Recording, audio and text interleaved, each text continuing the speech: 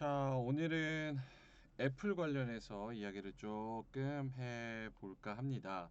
사실 살짝 좀 시간이 지난 것 같기도 하지만 지난주에 이제 미국 주식 하시는 분들, 특히나 애플의 주가를 보시는 분들은 와, 이거 애플 끝났나? 이런 생각들을 많이 하셨을 겁니다. 왜냐면 애플이 원래는 혁신이 없다는 말을 진짜 5년 넘게 반복을 해도 계속 숫자는 잘 찍혔고 주가는 잘 갔고 시가총액 1위를 계속 먹어버렸고 아이폰이 3부터 15까지 나오면서 몇 번을 똑같은 디자인과 비슷한 소프트웨어로 울고 먹어도 애플은 역시나 잘 팔려. 네 걱정은 네가 하고 애플 걱정은 애플이 하게 냅둬라. 이런 얘기들이 많이 나왔었죠. 근데 혁신이 없다는 말이 이제는 좀 현실이 된 것 같습니다. 그래서 주가만 봐도 그렇고 지금 나오는 트렌드와 애플이 맞춰가는 그 속도를 봐도 그렇고 항상 애플이 증명하던 게 숫자, 실적 이런 걸로 애플이 많이 증명을 해 왔었는데 지금 그 숫자도 굉장히 꺾이는 분위기가 나오고 있어가지고 애플에 대한 걱정이 나오는 것 같습니다. 우리나라도 뭐 LG이노텍부터 시작해서 애플 관련주들이 상당히 많기 때문에 앞으로의 애플 동향이 어떻게 되느냐. 그러면 애플이 지면 무엇이 뜨느냐에 대해서도 여러분들이 좀 고민을 할 것 같습니다. 그래서 애플이 진짜 끝났는지, 뭐 때문에 끝난 건지, 그럼 향후 어떻게 되는지에 대해서 좀 오늘 이야기를 나눠볼까 합니다. 사실 애플 이야기뿐만 아니라 이 안에서도 제가 애플 얘기를 하면서도 여러 가지 흥미로운 이야기들을 좀 드리려고 해서 이 부분을 같이 잘 살펴보시면 좋을 것 같습니다. 자, 위기의 애플이라고 나오는 이유들. 자, 위기의 애플. 지금 썩은 사과 이렇게 나오고 있죠. 주가 흐름만 봐도 요게 좀 그렇습니다. YTD로 봤을 때 YTD는 이제 year to date. 그러니까 2023년 1월 1일부터 지금 3월 중순까지 오는 데 있어서의 주가 상승률, 하락률을 뜻할 때 YTD로 봤을 때 나스닥이 8% 올랐습니다. 사실 요거보다 지금은 더 올랐죠. 나스닥이 8%, 지수가 8% 올랐고 엔비디아가 78%. 근데 이게 859달러인데 지금은 뭐 980달러 정도까지 갔으니까 이것보다 더 많이 올랐죠. 사실은 100% 올랐다고 봐도 무방합니다. 그래서 엔비디아는 이렇게 급등했고 마이크로소프트 AI 코파일럿이 1등이 되면서 이거보다 더 많이 올랐죠. 8%, 10% 정도 올랐고 메타도 역시나 정말 크게 부활하면서 41% 넘게 올랐습니다. 이외에도 뭐 구글이나 다른 종목들도 사실 10% 이상의 상승률을 보여준 빅테크 종목들이 많은데 유독 애플만 애플만 오히려 8%가 상승하는데 그쳤습니다. 8%가 오히려 줄었죠. 여기 지금 마이너스 가로쳐져 있는데 185달러에서 170달러로 줄어들었습니다. 그래서 오히려 이렇게 빅테크들은 성장하는데 애플은 오히려 떨어졌다. 왜 이러냐? 애플이 이전 같지가 않네. 시가총액 장열이 1위는 또 마이크로소프트한테 넘겨주고 엔비디아 등 AI 주도주로 자금이 좀 쏠리면서 애플 AI 하나? 그러면 숫자는 나오나? 요런 의구심이 올라오면서 애플은 철저하게 좀 외면을 받고 있는 상황입니다. 자, 그러면 빅테크가 잘 나가고 나스닥이 잘 나가는데 왜 애플은 이렇게 죽쓰고 있냐? 여러 가지 이유들이 있는데 중국 판매 꺾이죠. AI 안 하고 있죠. 애플카 10년 한 다음에 이제 돈 쏟아붓고 안 한다고 하죠. 비전 프로도 팔리긴 팔렸는데 원래 기대치보다 좀 낮은 것 같고 리콜도 많이 들어온다 그러고 죄송합니다. 리콜이 아니고 다시 환불하는 조치도 많이 들어온다 그러고 또 앱도 없다 그러죠. 무겁다 그러죠. 그래서 여러 가지 안 좋은 리뷰들이 많이 부각되는 그런 상황입니다. 사실 비전 프로에 관한 거는 아직은 판단하기는 좀 이르고 여러 가지 루머들이 많이 있어서 그 부분에 대해서도 좀 과하게 부정적인 거 아닌가 이런 생각이 들지만 어쨌든 간에 이런 악재들이 겹치면 그 시너지를 내면서 주가를 오히려 올라가기보다는 끌어내리고 있는 그런 형국이 나타나고 있다. 이런 얘기를 하고 있습니다.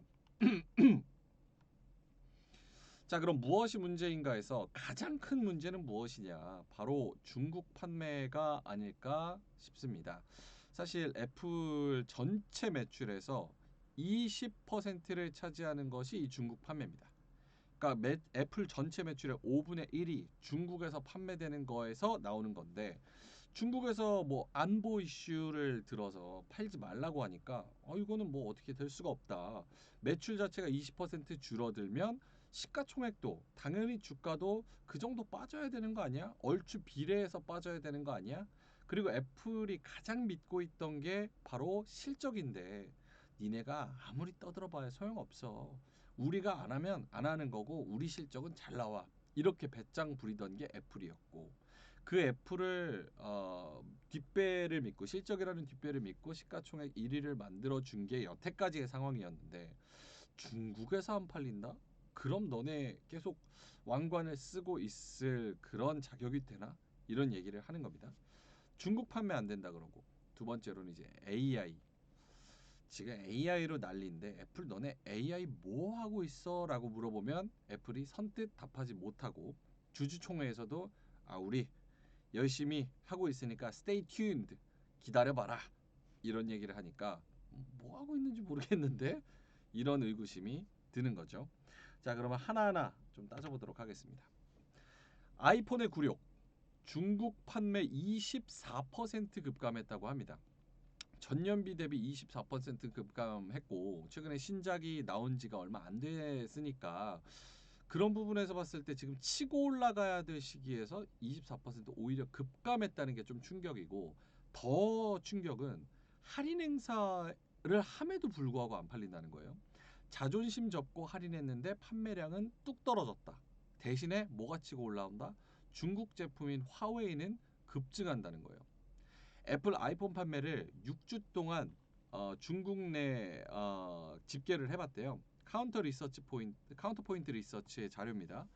아이폰 판매량이 전년 동기 대비 24% 줄었다고 보도를 했고, 화웨이는 반대로 64% 전년비 급증했다고 합니다. 점유율도 7% 이상 올랐고요. 사실 샤오미를 중국 폰으로 많이들 알고 우리 사람들이 더 익숙하기는 하지만, 사실 화웨이가 중국 내에서는 더욱더 인지도 있으면서도 더 기술적으로 알아주는 기업입니다.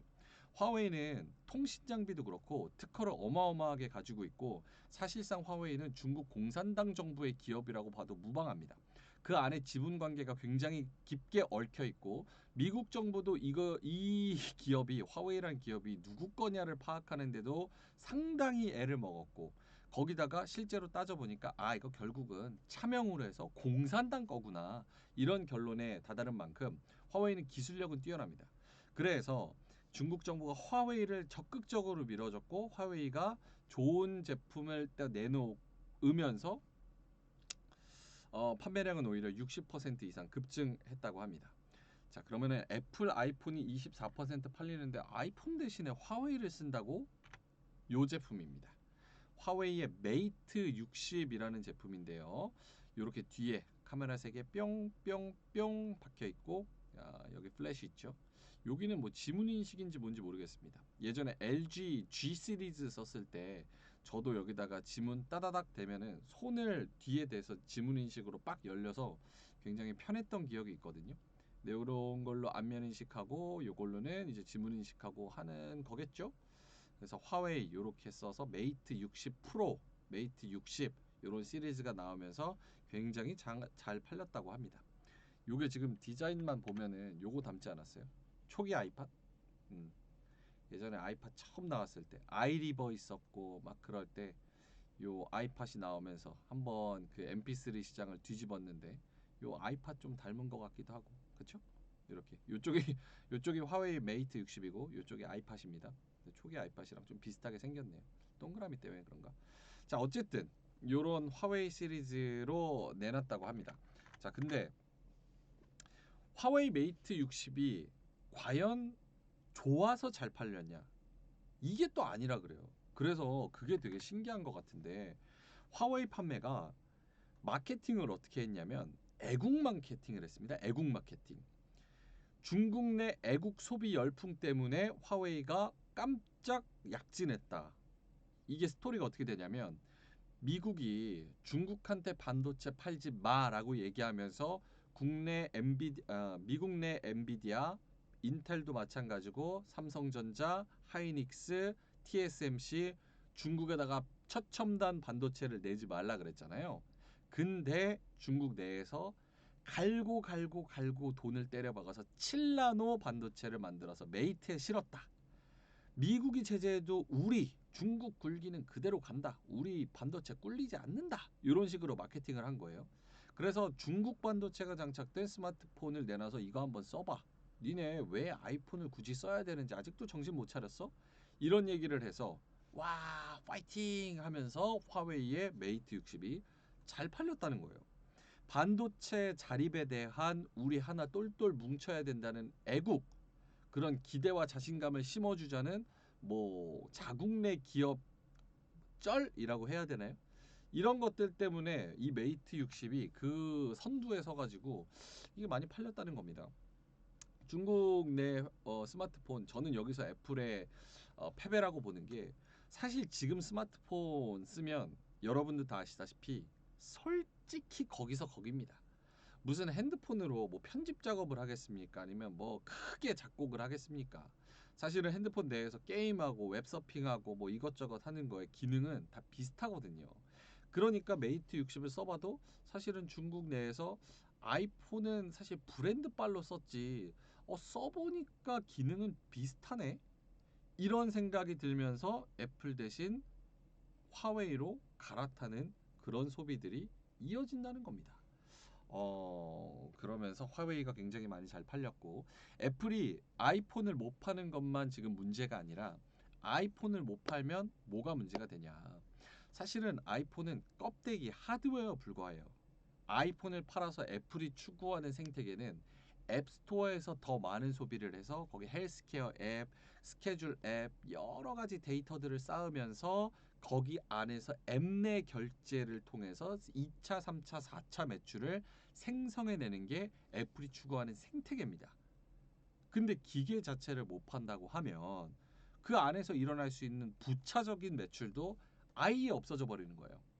그것뿐만이 문제가 아니라 언급드렸다시피 그 안에 쌓은 데이터가 굉장히 앞으로도 AI를 운용하는 데 있어서 중요한 쌀알이 되는데, 그거 자체가 없어져 버리니까 사실은 매출 20%가 날아가는 거 외에 더 큰 잠재적 부가가치가 없어져 버리는 거죠. 그러니까 애플 주가가 이거는 쉽지 않겠다라는 데 있어서 더 떨어지는 현상이 나타나지 않나, 이런 생각이 듭니다. 그래서 이 가장 크다고 생각하는 중국 내 매출, 요게 가장 크게 좀 작용을 하는 것 같고, 매출도 줄고 미래지향적인 그런 비전도 없어지고, 요 부분에 있어서 중국 타격이 좀 크지 않나, 이런 생각을 합니다. AI 언급을 드렸으니까 애플이 지금은 AI 시대잖아요. 근데 애플만 지금 AI를 안 하고 있다는 겁니다. 그게 지금 주가가 못 가는 애플의 위기라고 하는 두 번째 이유입니다. 애플 AI 한다고 들어보셨어요? 아마 못 들어보셨을 거예요. 프로젝트를 여러 개 진행하고 있는데 실질적으로 챗GPT, 뭐 코GPT, 네이버 클로버 X, 하이퍼 클로버 X 뭐 등등등 해서 AI 우후죽순으로 뭐 쏟아져 나오는 상황에서 애플이 AI 한다는 이야기는 아직까지 확실하게 나오고 있지 않습니다. 무언가가 결합해서 따단 보여주려고 하는 건지, 혹은 애플이 배짱을 부려서, 혹은 내부가 썩어서 좀 오만해지고 나태해진 건지, 저도 내부적인 환경은 솔직히 잘 모르겠습니다. 어쨌든 AI 트렌드에 발맞춰서 못 내놓고 있다는 겁니다.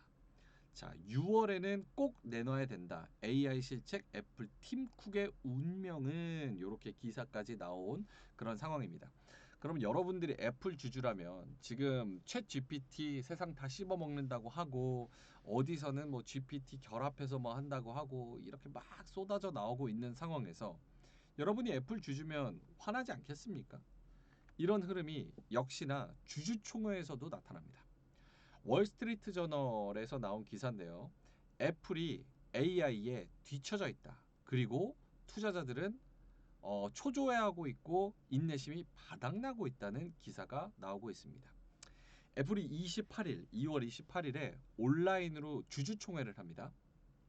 주주들이 시장의 모든 요소가 AI로 결합이 되고 있는데 애플은 전혀 1등답지 못하게 반향을 일으키지 못하고 있다. 애플은 AI에 대해서 도대체 무엇을 하고 있나? 이런 질문들을 합니다. 애플의 AI 역량을 의심하는 그런 지적들을 쏟아낸 건데 디테일하게 보면 앱투스 캐피털의 직원인 데이비드 와그너라는 매니저는 요즘 시장은 무엇보다 회사 비전이나 미래 계획에 끌린다. 모두 애플의 이런 스토리를 요구하고 있는데 과연 애플은 무엇을 하고 있는 건가? 이런 얘기를 했습니다. 근데 팀 쿡의 대답은 뭐였게요? Stay tuned. 기다려. 우리 하고 있어. 기다려. 근데 이 얘기가 지금 그 엔비디아 떡상, 오픈 AI 떡상, 마이크로소프트 이미 벌써 코파일럿으로 마이크로소프트 오피스랑 합쳐져 가지고 수익을 내고 있죠. 근데 기다려를 언제까지 기다릴 수 있을지. 그럼 다른 거라도 잘하던가. 좀 다른 거는 못하면서 기다려라고 하니까 투자자들이 뿔이 나버렸다. 이거 썩은 사과 아니야? 이런 식으로 생각을 한다는 거죠. 그러면 애플이 진짜 AI를 안 하고 있을까요? 사실 애플은 AI를 하고 있습니다. 애플 AI의 대표적인 예 중 하나가 페럿입니다. 페럿. 여기 보시는 요 페럿 있죠? 귀여운 페럿. 아이고 강아지랑 같이 있는 페럿. 요 프로젝트 이름이 요 페럿인데 이게 컬럼비아대랑 같이 동업을 해가지고 아카이브를 통해서 이런 프로젝트를 진행을 하고 있는 겁니다. 페럿은 AI이긴 AI인데 뭐에 특화된 AI냐? 여러분이 알고 있는 GPT랑은 좀 다른 개념입니다. 요거는 좀 더 어려워요. 이미지를 보고 이 이미지를 해석할 수 있는 이미지에 특화된 AI를 만들고 있는 게 애플의 AI 페럿입니다. LLM 들어보셨죠? 멀티 랭귀지 모델.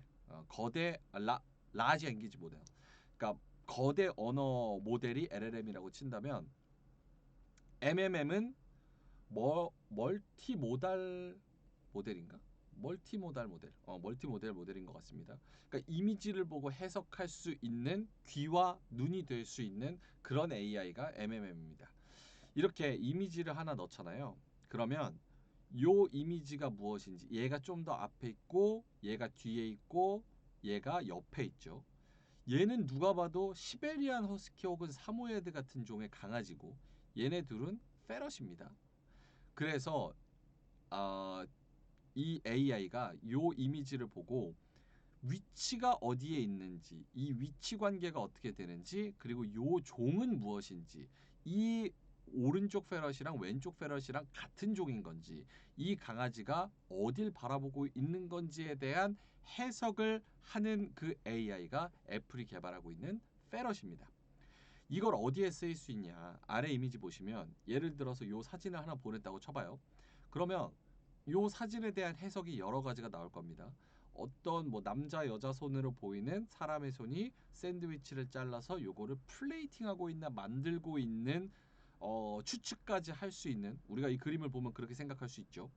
자 그러면 이 샌드위치 안에 무슨 재료가 들어가냐? 양상추도 들어가. 여기 옆에 보면 사과도 있는 것 같고 여기 앞에 보면은 조금 그린색의 무슨 뭐 야채도 보이죠? 햄도 보이고 아 그러면 여기에 치즈랑 사과랑 햄이랑 뭐 이런 야채가 들어가서 요 칼로 잘랐겠구나라는 거 추측이 가능하잖아요.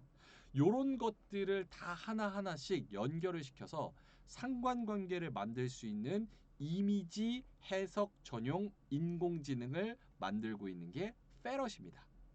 그래서 요거를 컬럼비아대랑 같이 할 수 있고 무엇이든 참고해서 찾을 수 있다. 이미지를 분석해서 답변을 생성하는데 특화돼 있다라고 이 머신러닝 연구 과학자 제간이 이야기를 하고 있습니다. 이 반려견의 품종은 무엇인지 확인이 가능하고요. 또 이 반려견의 품종이 이 페럿의 종류랑 같이 있었을 때 주로 어떤 행동을 하느냐에 따라서도 이 AI가 답변을 줄 수 있는 겁니다. 이 그림 속에 다양한 모양을 또 찾을 수가 있고 우리가 이 그림을 보고 AI한테 질문하는 걸 해석해서 분석해서 추론해서 우리한테 답을 줄 수도 있고요. 이 사진 속에 스토리텔링을 할 수도 있습니다. 그래서 여러 가지 다방면에 쓰일 수 있는 지금 GPT보다는 훨씬 더 어드밴스된 더 그런 AI를 만들고 있는 이미지 전용 페럿을 진행을 하고 있다. 하지만 어느 정도 성과가 있느냐는 아무도 모릅니다. 하지만 하고는 있다는 거. 이 페럿이 왜 애플이 신경 써서 개발하고 있는지는 제가 뒤쪽에 가서 좀 자세하게 설명을 드릴게요. 자, 어이구. 그리고 이 페럿 말고도 다른 AI 프로젝트도 쫙 진행을 하고 있는데 챗 GPT, 오픈 AI의 챗 GPT 같은 그런 AI도 하고 있습니다. 매년 10억 달러씩 투자하는 프로젝트, GPT 같은 똑같은 프로젝트를 AJAX라는 프로젝트를 진행을 하고 있습니다. 이것도 역시 인공지능 프로젝트인데 이거는 이제 우리가 시리아 뭐 지금 뭐 방불 꺼줘 하면은 방불을 끄니까 이 사람이 자려고 하는 거구나 뭐 이런 것처럼 GPT처럼 추론하면서 내 질문에 대답을 할 수 있는 그런 GPT 같은 AI입니다. 이거를 6월 달에 미국에서 개발자 컨퍼런스가 있습니다. 6월 달에 요 AJAX를 시리에 입혀서 시리아 뭐 해줘? 시리아 이거 뭐야? 시리아 내일 날씨 어때?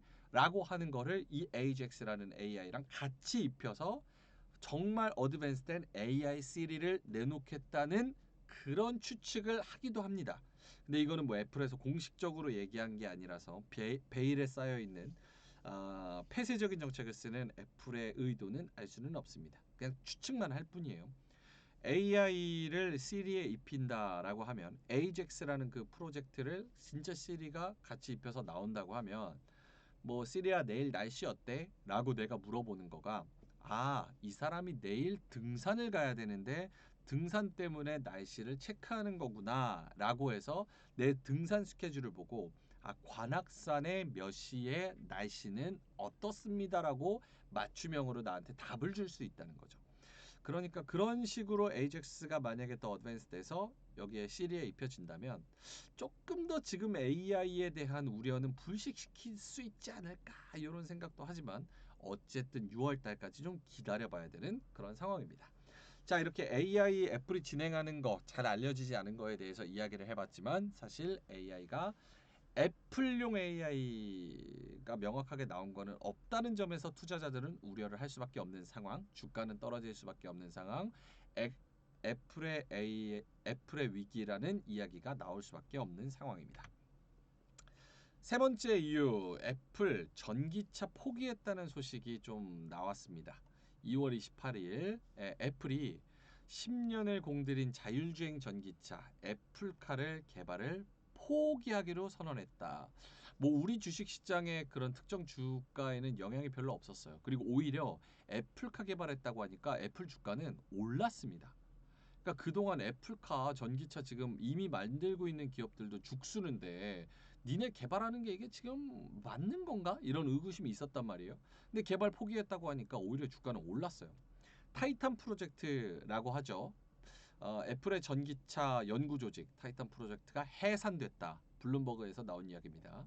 이 애플의 타이탄 프로젝트는 코로나 때도 LG전자가 같이 마그나랑 애플이랑 합작을 한다고 하면서 LG전자가 하루 만에 상한가를 간 적이 있습니다.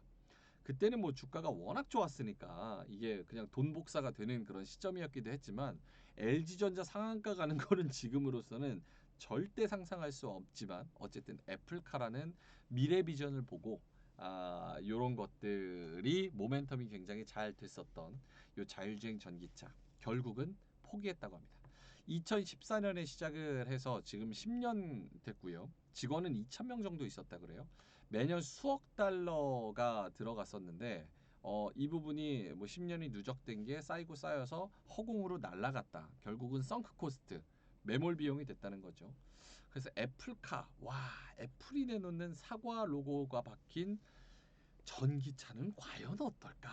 이런 기대감이 또 애플의 주가를 쫙 끌어올린 게 있었는데 사실 전기차 자체도 안 좋고 애플카도 안 한다고 하니까 이것도 하나의 모멘텀이 사라진 것도 맞습니다. 그래서 센티적으로 굉장히 안 좋았던 것 같고요. 왜 전기차가 포기가 되냐? 유럽의 EV 전기차의 매출입니다. 이게 점점 둔화되고 있어요.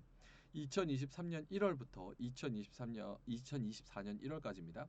쭉 올라가서 매출이 성장을 하다가 말쯤 돼서 꺾입니다.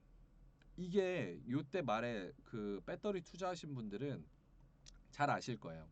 독일에서도 전기차 그 도입 속도를 더 늦춘다고 하고, 지금 유럽의 경제 상황이 굉장히 안 좋기 때문에 많은 돈을 들여서 친환경적인 정책들을 밀어붙일 수 있는데 한계가 왔습니다. 그러니까 전기차는 싼 거밖에 팔릴 수가 없고, 이미 전기차를 파는 기업들은 전기차 자체로만 순수하게 놓고 보면 적자인 형태를 내연기관차로 메꾸고 있는 상황이에요. 그러니까 이렇게 세일즈가 꺾일 수밖에 없고 배터리 가격의 압박도 받을 수밖에 없는 겁니다. 그러니까 전기차가 지금 안 되는 상황에서 사람들이 소비를 친환경적으로 할 수 없는 상황에서 과연 애플이 여기에 뛰어들어서 마진을 높게 먹어야 되는 애플의 비즈니스 전략 속에서 과연 전기차가 타당한가? 여기서 애플이 포기를 해버린 거죠. 트럼프가 그런 얘기를 합니다. 전기차는 정책의 문제가 아니다. 그냥 소비자들이 원하지 않는다. 왜냐? 높은 가격, 충전 인프라 부족, 경쟁 심화, 남는 장사가 아니다. 전기차는 내연기관차랑 다르게 높은 기술을 필요로 하지 않습니다. 여기에 뭐 반박하는 분들도 계시지만 내연기관차랑 상대적으로 비교해 봤을 때 왜 중국에서 이렇게 많은 전기차 업체들, 미국에서도 마찬가지고 왜 이렇게 많은 전기차 업체들이 우후죽순 쏟아져 나올까? 선풍기에 돌아가는 모터에다가 돌아가는 배터리 하나만 있어서 모터만 연결만 하면 그냥 전기차가 하나 뚝딱 나오는 겁니다. 그럼 가장 중요한 건 뭐냐? 전기차 전체 매출에서 딱 뭐 40%, 60% 차지하는 게 이제 그냥 배터리예요. 그럼 배터리만 있으면 이 부분만 해결이 되면 너나 나나 전기차를 만들 수 있다는 거예요. 그러면 이 해자가 줄어들고 많은 경쟁 심화가 된다면 과연 어떤 기업들이 살아남을 것이냐에 대해서, 그러니까 가격 경쟁을 할 수밖에 없고 혹은 자율주행에서 압도적인 기술력인 경쟁력을 가질 수밖에 없고 이런 기업들만 살아남고 나머지는 그냥 적자 계속 보다가 파산하는 기업들이 많아진다는 거예요. 결국은 마진을 많이 남길 수가 없는 비즈니스라는 거고 소비자들이 그만큼 이전처럼 열광하지 않는다는 겁니다. 그래서 애플이 애플카를 수억 달러 때려넣고도 결국은 포기를 했다. 여기서 미래지향적인 모멘텀 하나가 사라진 겁니다. 이 부분은 제가 테슬라 준비하면서 조금 더 자세하게 말씀을 드려볼게요. 저는 전기차 쪽으로 친환경으로 봤을 때는 앞으로 성장률은 더 많아지고 점유율은 더 높아질 수밖에 없다는 입장을 가지고 있습니다. 그 안에서 우리 포스코홀딩스나 혹은 에코그룹이나 다른 배터리 셀 기업들이 정말 중요한 역할을 할 수밖에 없다는 입장이지만 주가는 지금 사업 내용이랑 전혀 다릅니다. 주가는 이미 벌써 선행해서 쭉 당겨놓은 게 있어서 이게 시간이 우리가 기대하고 예상하고 환호했던 것보다 더 오래 걸릴 거라는 것에 시간의 차이가 있는 게 제 입장입니다. 자, 어쨌든 그거는 테슬라 할 때 이야기를 나눠보도록 하고 애플카가 타이탄 프로젝트가 빠그라지면서 애플이 이제 별 볼 일 없네. 쟤는 뭐 할 거야 앞으로? 이런 미래 먹거리에 대한 고민도 애플 주가를 끌어내리는 것 중 하나다. 이런 얘기를 드리는 겁니다. 마지막은 좀 짧게 할게요. 비전 프로가 모르겠습니다. 이거 팔린 지 얼마나 됐다고. 안 팔린대요. 말로는 그렇습니다. 사실 아직 몰라요. 신기하지만 머가리가 좀 아파. 애플 비전 프로 벌써 시들하냐? MBN 기사인데 2월 말 기사입니다. 공간 컴퓨팅인 비전 프로 정말 혁신이다라고 해서 애플이 프로토타입을 내놓은 건데 공간 컴퓨팅이라고 하는 거면 이게 핵심이 뭐냐? 내 눈앞에 컴퓨터를 쓰고 다니면서 이 공간에 대한 인식과 컴퓨팅을 할 수 있는 게 공간 컴퓨팅입니다. 근데 쓰고 돌아다니고 활용하기가 너무 어렵다는 거예요. 그게 핵심입니다. 배터리가 너무 적고 이거를 내가 적어도 한 6시간은 노트북 정도는 쓸 수 있어야 내가 쓰고 돌아다니고 공간 컴퓨팅이라는 걸 하지. 근데 계속 이 저기 바지 뒷주머니에 이렇게 배터리 차고 다녀야 되고 콘센트 꼽아놔야 되고 이러니까 배터리가 너무 적다. 실제 활용할 수 있는 그런 상황이 조금 제한적이다. 그리고 두 번째로는 너무 무겁다는 거예요. 두통을 일으킬 정도로 무겁다. 이게 애플의 비전 프로가 거의 600g 정도인데 보이시나요? 삼겹살 4인분입니다. 150g이 거의 1인분이죠. 요즘 뭐 가게 가면 120g인데도 있고 150g인데도 있는데 결국 이렇게 4인분 600g 삼겹살 4인분을 머리에 이렇게 흉 쓰고 요거를 몇 시간을 버텨야 되는 겁니다. 삼겹살 4인분 4인 가족이 한번 주문해 보시면 아시겠지만 넓은 쟁반 흰 쟁반에 그래도 꽤 나옵니다. 그리고 집게로 그거 집어보면 꽤 무거워요. 근데 그 쟁반 하나의 그 무게만큼 머리에 몇 시간을 쓰고 있어야 된다? 와, 이거는 조금 실제로 써보고 매일 착용하고 몇 시간 동안 착용하기에는 확실히 무리가 있다. 이래서 반품 요구가 엄청 빗발친다고 해요. 머리가 너무 아파서 못 쓰겠다. 그런 얘기들이 뉴스에서 많이 흘러나오고 있습니다. 근데 이게 또 반대 의견은 SNS에서 좀 요즘은 뭐 트위터나 뭐 인스타그램의 시대잖아요. 아, 애플 비전 프로 못 쓰겠습니다. 이러면서 어그로 끌면서 반품하는 영상들이 바이럴하게 퍼지다 보니까 조금 과장된 측면이 있는 것 같다. 이런 반론들이 나오고 거밍치 이 애널리스트죠. 애플 전문으로 하는 애플의 끄나풀이라고 하는 유명한 애널리스트 거밍치가 직접 비전 프로를 반품하는 구매자 비율을 좀 따져봤대요. 그러니까 이거 어떻게 따져보냐? 애플 AS 센터 가서 실제로 몇 월 며칠의 기간 동안에 이 비전 프로가 반품 들어와서 수리를 하고 처리하는 과정에 이 개수를 세봤더니 실제로 과장된 측면이 있고 반품 들어오는 게 1% 미만이다라는 수치도 제시됐다고 합니다. 근데 1%라도 저는 뭐 무시할 수 있는 숫자인가? 라는 생각이 들지만 어쨌든 간에 뭐 그런 숫자도 제시가 됐다고 합니다. 그래도 25만 대 정도 올해 팔릴 거라고 예상이 되고 원래 예상은 한 50만 대였는데 어쨌든 절반 정도는 팔리나 봐요. 이게 한 6월에서 8월쯤 넘어가 봐야 이 수치가 어떻게 실제로 나오는지 그리고 그 평가는 어떤지도 이야기가 나올 것 같습니다. 그리고 그 안에 쓸 수 있는 앱도 별로 없대요. 그게 신기하다 끝 정도라고 합니다.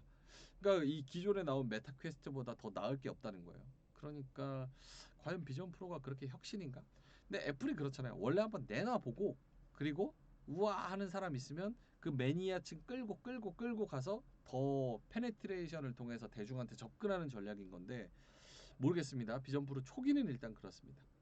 자, 그래서 비전 프로도 안 팔리니까 이게 과연 괜찮은 건가?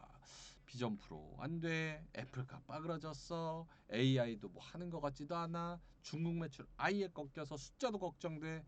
이러니까 애플 주가가 지금 예전 같지 않다는 이야기가 나오고 있는 겁니다. 자, 그러면 여기까지가 지금까지 나온 상황 정리고 여기부터는 이제 좀 뇌피셜을 가져가 보도록 하겠습니다. 중장기적으로 봤을 때 혹은 단기적으로 봤을 때 애플은 과연 어떻게 될 거냐? 애플은 어디로 가는가? 저는 개인적으로는 좀 쉽지 않다고 봅니다. 특히나 이제 단기적으로 좀 쉽지 않다고 보는데 그 이유가 중국 매출이 꺾인 게 애플의 브랜드 가치가 훼손됐다고 보기는 좀 힘들어요. 대신에 가장 극복할 수 없는 기업 위에 있는 게 뭡니까? 정부입니다. 근데 이게 정부와 정부끼리 싸워서 패권 싸움에서 안보를 들고 나오면 기업이 어쩔 도리가 없어요. 미국 정부에서는 틱톡을 규제하고 있죠. 그리고 중국 정부에서는 테슬라랑 애플을 규제하고 있습니다. 정부에서 나서서 정책으로 법으로 규제해서 너네 이거 팔지 마, 이거 쓰지 마 이렇게 해버리면 진짜 손쓸 도리가 없습니다. 그러니까 이게 악재 중에 가장 큰 악재라는 거예요. 안보 이슈로 중국 정부가 공무원들에게 애플 아이폰 사용을 금지했다고 지시했다. 이거는 작년 말에 나온 뉴스죠. 왜냐? 보안 정보가 유출될 것이라는 우려가 있다.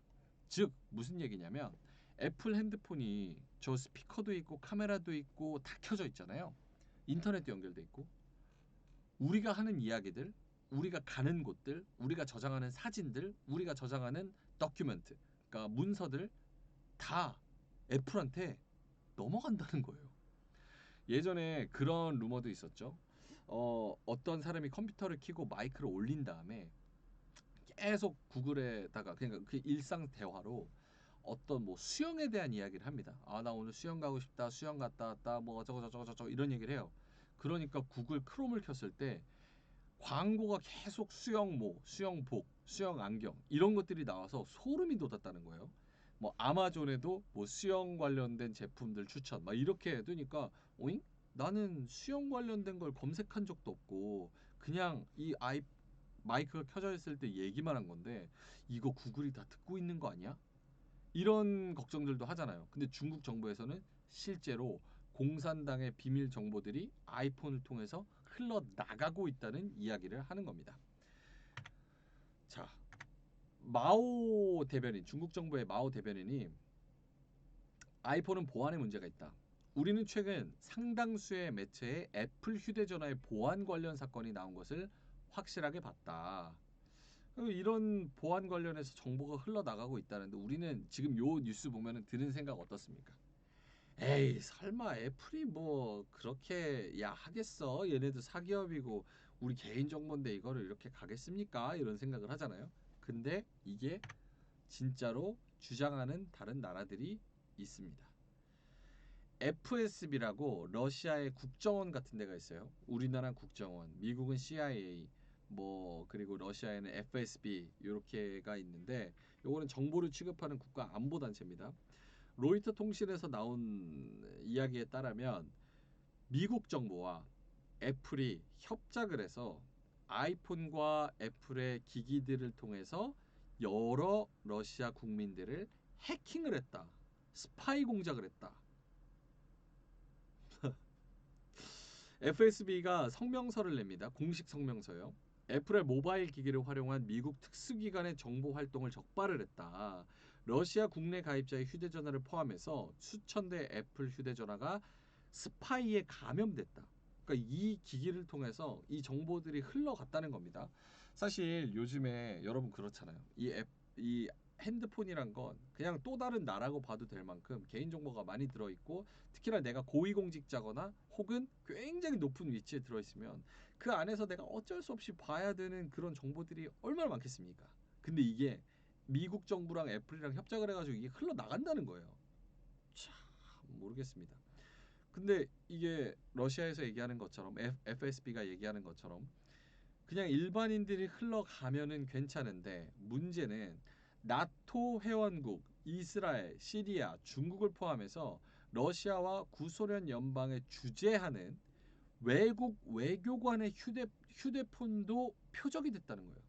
그러니까 외교관의 국가의 탑중 탑 기밀을 다루는 외교관의 휴대전화에서도 이런 해킹과 스파이 공작들이 발견이 됐다는 게 러시아의 주장입니다.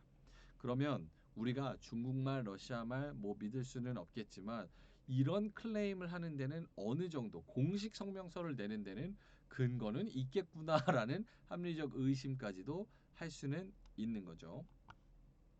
이 러시아의 주장을 조금 더 자세하게 살펴보니까 이겁니다.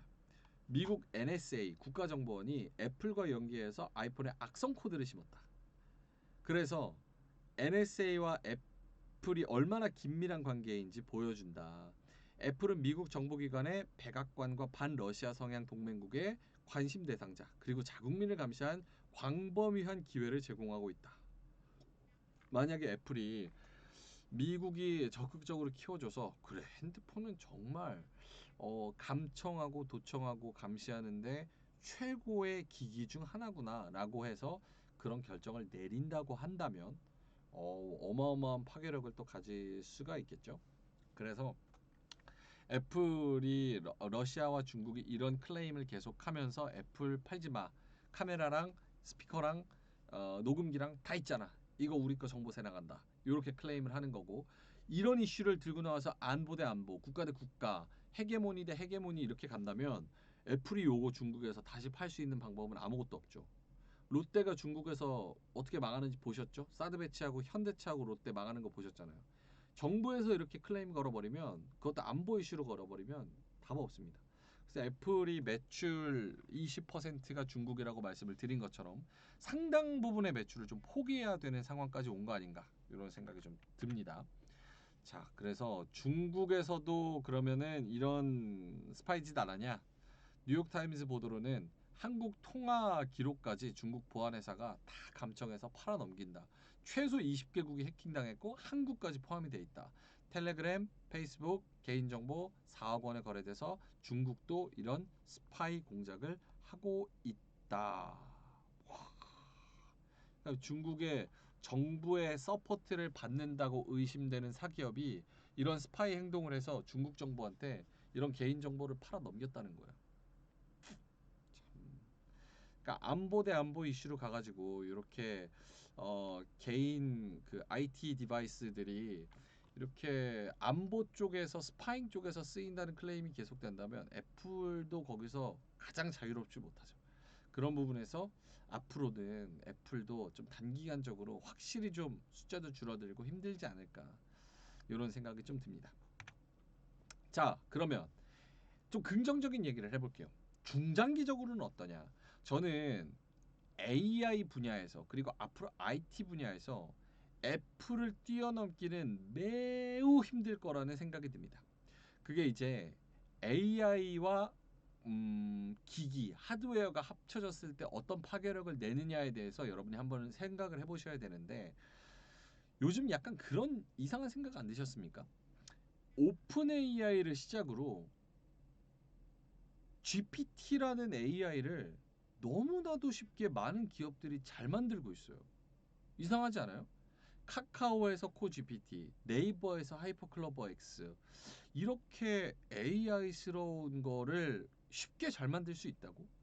그러니까 이제 앞으로는 뭐냐면, 드리고 싶은 말씀은 AI라는 소프트웨어를 더 고도화시키고 발전시키는 데 있어서는 역시나 GPU의 문제가 가장 크게 대두될 거고, 그 안에서는 다 비등비등한 AI를 내놓을 것이라는 거예요. 구글도 마찬가지, 오픈 AI도 마찬가지, 그리고 다른 기업들도 마찬가지라는 겁니다. 결국 파라미터의 싸움, 소프트웨어의 싸움 플러스 GPU를 얼마 만에 확보하고 학습하고 추론시키느냐에 대한 하드웨어 싸움, 이 두 개가 합쳐지는 건데, 이렇게 되면은 AI도 결국 빅테크들의 AI 성능은 비슷해질 수밖에 없습니다. 자, 그러면 어디서 경쟁력이 갈리냐? 기사 보시면 프라이빗 AI를 놓고 시장이 격돌한다. 빅테크들이 격돌한다. AI 경쟁이 2라운드에 접어들고 있는데, 1라운드가 오픈 AI, GPT, 구글 바드와 같이 누구나 이용할 수 있는 퍼블릭 서비스라면, 2라운드는 기업 대상 그리고 개인 대상 프라이빗 서비스다. 기업이 가지고 있는 고유의 데이터를 학습시켜서 내부 정보 유출 막고, 잘못된 정보 생성 막고, 이런 거를 줄일 수 있다는 거예요. 예를 하나 들어봅시다. 내가 만약에 어떤 식품 회사를 운영하고 있어요. 그러면 일반적인 지금 GPT 같은 서비스는 내가 어떤 질문을 하면 제네럴한 아이디어밖에 저한테 줄 수 없습니다. 근데 우리 식품에 대한 매출 정보, 우리 식품에 대한 특이점, 우리 식품에 대한 리뷰, 우리 식품에 대한 대중들의 평가, 우리 식품에 대한 장단점들을 다 파악하는 걸로 GPT를 돌려버리면 더 정확하고 마켓에 맞는 더 정교한 AI의 답변이 나올 수 있다는 거죠. 결국 인간이 할 수 있는 영역을 AI가 대신해 주거나, 혹은 인간이 생각하지 못하는 창의적인 영역까지 AI가 같이 가져야 되는 건데, 그러면 이제는 기업의 프라이빗 데이터, 우리의 프라이빗 데이터를 가져갈 수밖에 없다는 겁니다. 자, 그러면 아까 중국 안보 이슈 말씀드렸을 때 살짝 언급을 드렸지만, 여러분의 프라이빗 데이터를 가장 많이 가지고 있는 일상생활의 도구는 무엇입니까? 바로 핸드폰이죠. 애플 기기와 AI가 합하면 여러분은 핸드폰으로 뭐 하세요? 핸드폰으로 내 위치 정보, 사진, 문자, 전화, 건강 정보, 사실상 내 모든 데이터들이, 그리고 내가 친구들이랑 했던 말들, 모든 데이터들이 다 같이 들어있는 게 이 아이폰과 갤럭시와 내 핸드폰과 컴퓨터와 이런 겁니다. 근데 요즘에 동영상 뭘로 보세요? 컴퓨터로 보세요? 아니요.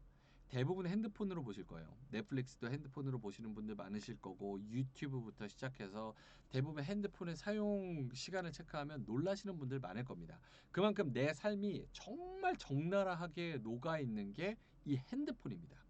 아까 기업 프라이빗 데이터를 개인 프라이빗 데이터와 AI로 합성한다고 생각을 해봤을 때 이 전반적인 진짜 나보다 나를 더 잘 알고 있는 핸드폰과 AI가 합쳐져서 나한테 어떤 대답을 준다고 하면 보다 가장 정확한 AI의 솔루션이 나올 수 있는 겁니다. 그럼 그 데이터를 제공할 수 있는 업체는 누구냐? 애플입니다. 가장 많이 사용하는 핸드폰, 전 세계에서 가장 많이 사용하는 핸드폰이 아이폰이에요. 갤럭시가 뒤로 밀려났죠. 아이폰을 사용하는 사람들이 많은 만큼 이 프라이빗 데이터와 AI가 합쳐진다면 AI는 쉽게 개발할 수 있으니까 이거를 프라이빗 데이터 기반으로 얹어주기만 한다면 정말 파워풀한 사람들이 체감할 수 있는 AI가 나올 수 있을 거고 지금 대부분 GPT 써보셨을 텐데 좀 뜬구름 잡는 소리에 이렇게 느끼신 분들은 나한테 맞는 정보를 AI에 가져간다면 얘는 좀 정확하네 라는 느낌을 더 받으실 수 있다는 겁니다. 특히나 내가 갖다 위치 정보나 사진이나 뭐 이런 것들을 같이 합성한다면 이거를 다 뭐 그 라지 랭귀지 모델로 합성을 해가지고 얘가 어제 점심을 먹어서 지금 맥박이 많이 뛰는 거는 곧 설사를 할 것 같은 그런 신호다라고 나한테 미리 알러트를 줄 수도 있는 거고 혹은 내가 오늘 다리가 좀 아픈데 왜 그럴까 이유를 잘 모르겠으면 내 캘린더를 뒤져서 지난주에 축구를 너무 많이 해서 아픈 걸 것 같습니다. 근처에 있는 병원을 제시해 드리겠습니다. 라는 쪽까지 갈 수 있는 게 AI 역할. 그러니까 진짜 개인 비서가 생긴다는데 개인 비서는 정확한 내 데이터를 가지고 있어야 이 비서가 될 수 있는 거라서 이 부분에 있어서는 애플의 데이터 이 량을 압도할 수 있는 다른 기업이 있을까? 저는 없다고 보거든요. 그런 부분에서 좀 중장기적으로 봤을 때 애플의 아성을 이거 뛰어넘는 다른 기업이 있을 수 있을까? 이런 부분에서도 저는 그런 기업이 있을 수가 없다고 봅니다. 결국은 아무리 좋은 AI를 발견을 하더라도 이게 뭐 컨텐츠 생성이나 아니면은 뭐 다른 데서 좀 장점을 가져갈 수 있어도 우리가 진짜 쓸 수 있는 한 달에 뭐 2달러, 10달러 내 가지고 쓸 수 있는 개인 비서는 이 개인 데이터를 넘어설 수 있는 그 해자를 구축할 수 있는 기업은 애플밖에는 저는 없다고 봐요. 구글의 안드로이드도 있지만 문제는 뭐냐면 구글의 안드로이드와 다른 하드웨어가 같이 겹쳐진다는 게 가장 큰 단점입니다. 그러니까 갤럭시에는 안드로이드 쓰죠. 구글 픽셀 폰에 안드로이드 쓰죠. 다른 데에도 안드로이드 쓰는 데 많습니다. 하지만 그거는 안드로이드는 구글 거고 하드웨어는 다른 기업 거기 때문에 요걸 합쳐져서 로 데이터를 빼내기가 굉장히 까다롭다는 그런 단점이 있습니다. 그래서 하드웨어와 소프트웨어의 데이터를 다 가져갈 수 있는 기업은 애플이 유일하기 때문에 그 부분에서 애플이 좀 배짱을 부리는 게 아닌가. AI 개발하기 진짜 쉬워. 너도 하고 얘도 하고 쟤네도 하잖아. 우리는 일단은 그거 따라가기만 하면 같이 얹혀서 정말 너가 원하는 AI 내놓을 수 있어. 이런 자신감이 뒷받침된 거 아닌가라는 긍정 회로도 한번 돌려보기는 합니다. 자, 그리고 마지막입니다. 아까 페럿 말씀을 드렸죠. 이미지 기반의 AI는 애플이 과연 왜 하고 있는 걸까?